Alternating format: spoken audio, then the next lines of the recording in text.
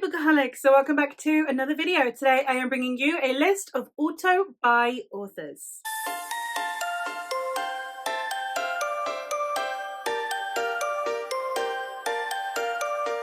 It's autumn. In autumn, I think of all of the things that make me cozy, and amongst them are some of my auto-buy authors. Authors who have proved time and time again that just through their wonderful writing style or their wonderful plotting or amazing characters, they have managed to secure my readership, that I will pick up their books at some point once they are out. Now, auto-buy for me is not necessarily I will be waiting in line in the bookshop on release day. One, because I'm a paperback reader and paperbacks are never on release day. And also because I am a binge reader. So I much prefer to read the series once it's out in its entirety. That being said, when I'm thinking of auto-buy, they are authors who I will purchase the entire series once it's out. I need to know very little, if not nothing, about the series to want to pick it up. They're just ones that call to me, that if I see their name and they've got a new release coming out, that makes me excited. I have a list of 5 authors here, all of whom I have read multiple books by them, and it's not counting if it is just I've read one series. These are authors I have read multiple works from, and I am counting multiple series within the same world if they have a completely different tone to them, ones that I have definitely read more than one series by these authors. An author who is new to me this year, and I actually had read a novella of his a year ago, but actually reading some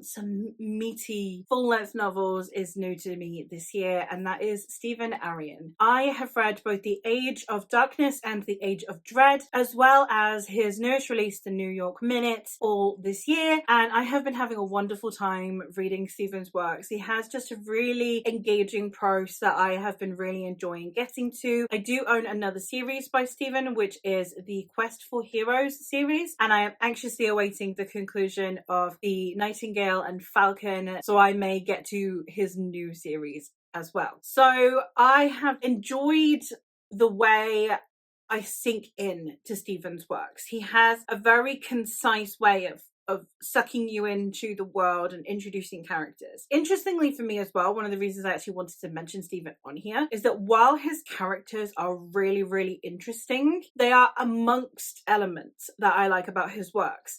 With a lot of the ones that you're going to see, the thing that pulled me in the most is the characters and the themes. The themes in Stephen's works are a lot more subtle, and the characters aren't the kind of characters that are forcing you to like them. One of the things that I have found with a lot of modern fantasy is it's a bit trying to tell you who you're supposed to like. There's a lot of, this is a character that has XYZ qualities that means that you are just inherently going to like them. Stephen's characters feel like well-rounded people, which means that you don't instantly fall in love with them because they have some secret mashup of tropes that will make you love them. They are people you need to get to know, and therefore everything about Stephen's writing is luring you in to getting to know the world, getting to know the characters, to being interested in the plot. It's all about alluring you in to make you want to go further, and I think that's a really remarkable talent. I'm really enjoying working my way through Stephen's works and anticipate many more. An author who I have read 2 series and a standalone by and absolutely have loved every single thing she has written is Myra Grant.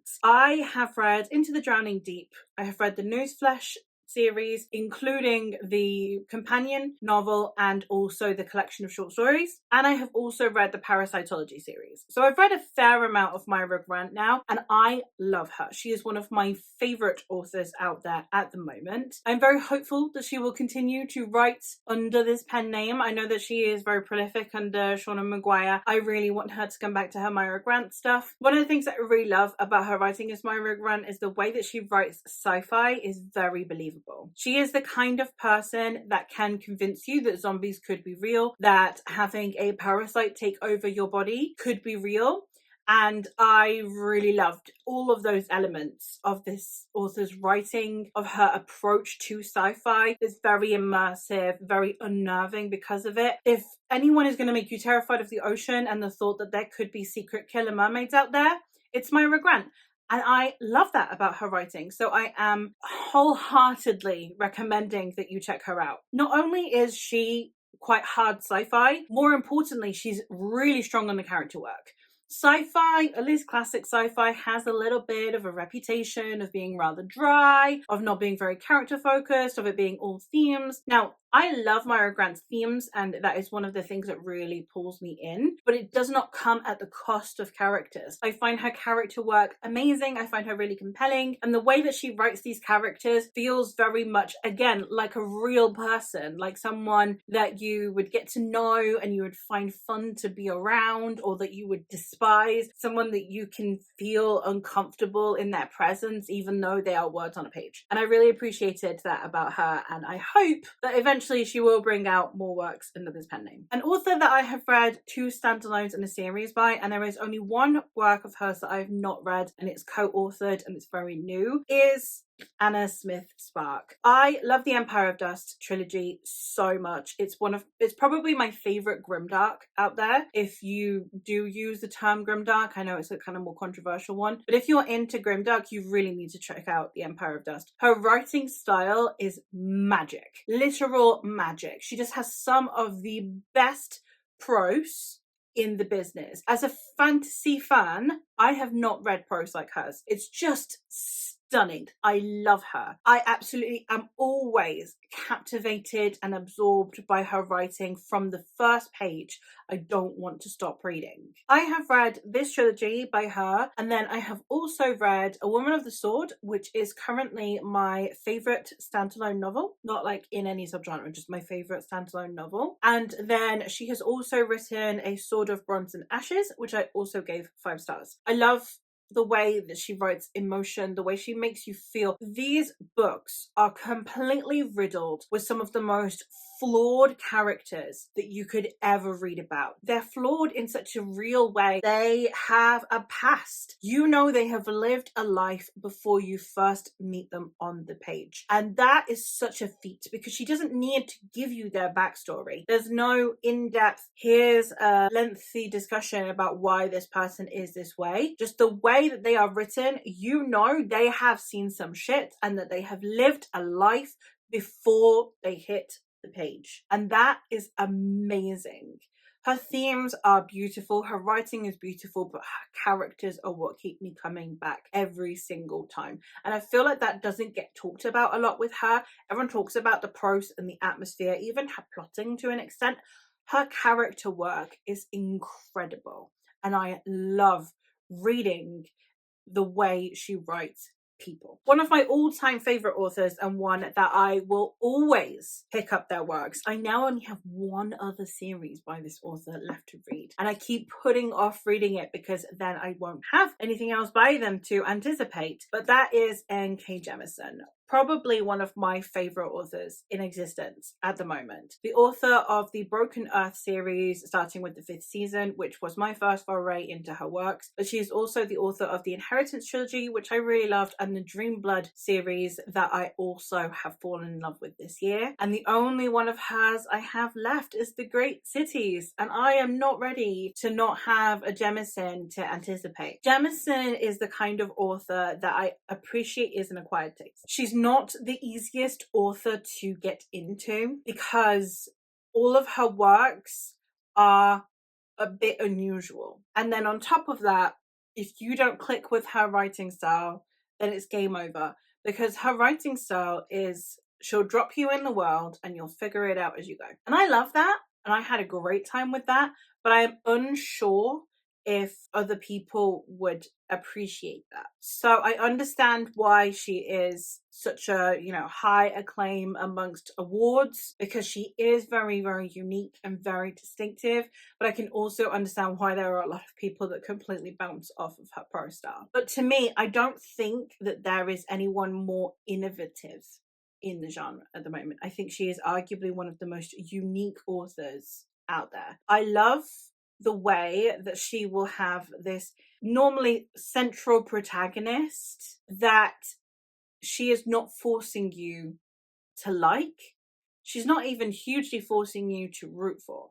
She is just giving you enough information to help you understand the character. And I just think that is absolutely impeccable, because it's a risk. It's a risk to have a character that isn't just inherently likable and that you're instantly going to root for. And I really appreciate that. It's someone that you need to get to know, someone whose values you need to understand to be able to then go along this journey with them. And she'll just drop you there and hope for the best, essentially. She's the author version of throwing pasta at the wall and hoping it sticks. And I really appreciate that. And the last one that I have on here is John Gwynne, one of the best fantasy writers in the genre at the moment. This man, the way that he writes worlds is beautiful. It takes everything you could love about classic fantasy, Tolkien, Tad Williams, Raymond E. Feist, all the epicness, all of that grandiose that you would get in